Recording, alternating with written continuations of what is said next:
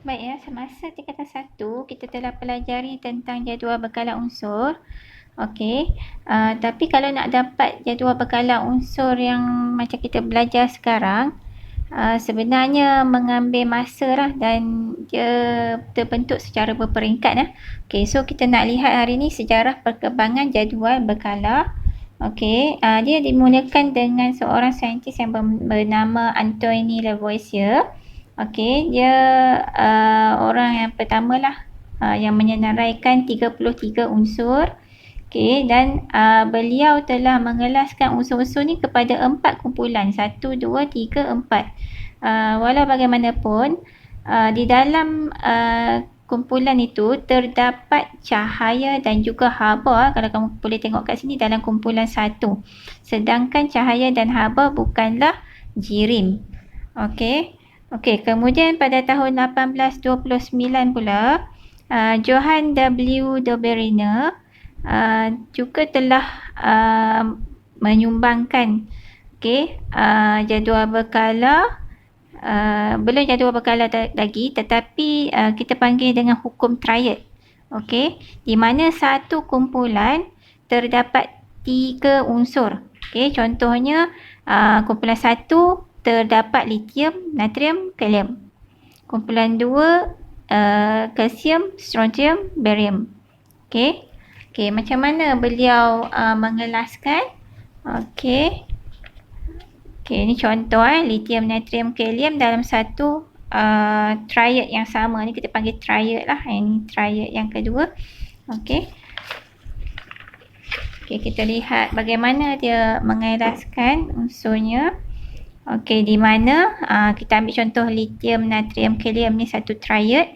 Okey, di mana JAR unsur pertama dengan unsur ketiga bila ditambah dan dibahagikan, kira macam purata lah. Okey, kita dapat 23. Itu 23 ni adalah JAR bagi natrium. Okey. So, lithium, natrium, kalium diletakkan di dalam satu triad. Begitu juga dengan kalsium, strontium, barium. Okey, fosforus, okey, arsenik dan Sb. Okey, klorin, bromin, iodin. Okey. Okey, walau bagaimanapun, susunan triad ini hanya terhad kepada beberapa unsur sahaja, di mana kalau kita nak kelaskan nitrogen, fosforus dan arsenik di dalam satu kumpulan triad. Bila kita tambah JAR, nitrogen dan arsenik dan dibahagi dengan 2, kita dapat 44.45. Okey, tak sama dengan JAR fosforus. Okey, so hukum ini hanya terhad pada beberapa unsur sahaja. Okey. Okey, kemudian tahun 1864 pula, saintis yang bernama John Newlands, beliau menyusun semua unsur dalam tertib jisim atom menaik. Okey, di mana sifat yang sama terdapat berulang semula setiap unsur yang ke-8. Okey, ini adalah susunannya. Okey, di mana dia mengikut hukum oktav. Kita panggil hukum oktav sebab dia serupa dengan nada dalam oktav muzik. Okey, do, re, mi, fa, sol, la, ti. Okey, so macam mana dia kata unsur ke-8 tu, setiap unsur ke-8 sifat dia sama. Okey, contohnya yang ni unsur pertama. 1, 2, 3, 4, 5, 6, 7. Ini unsur ke-8. So, H, hidrogen dengan fluorin mempunyai sifat kimia yang sama. Okey, kira lagi 1, 2, 3, 4, 5, 6, 7, 8. Okey, klorin juga mempunyai sifat kimia yang sama dengan fluorin dan hidrogen. Okey, so kita lihat. Okey, ini adalah susunan yang dibuat oleh siapa tadi? John Newlands. Okey, tetapi hukum oktav itu hanya terhad kepada kalsium sahaja. Dia berhenti di sini. Okey. Okey, maksudnya magnesium, kalsium mempunyai sifat kimia yang sama.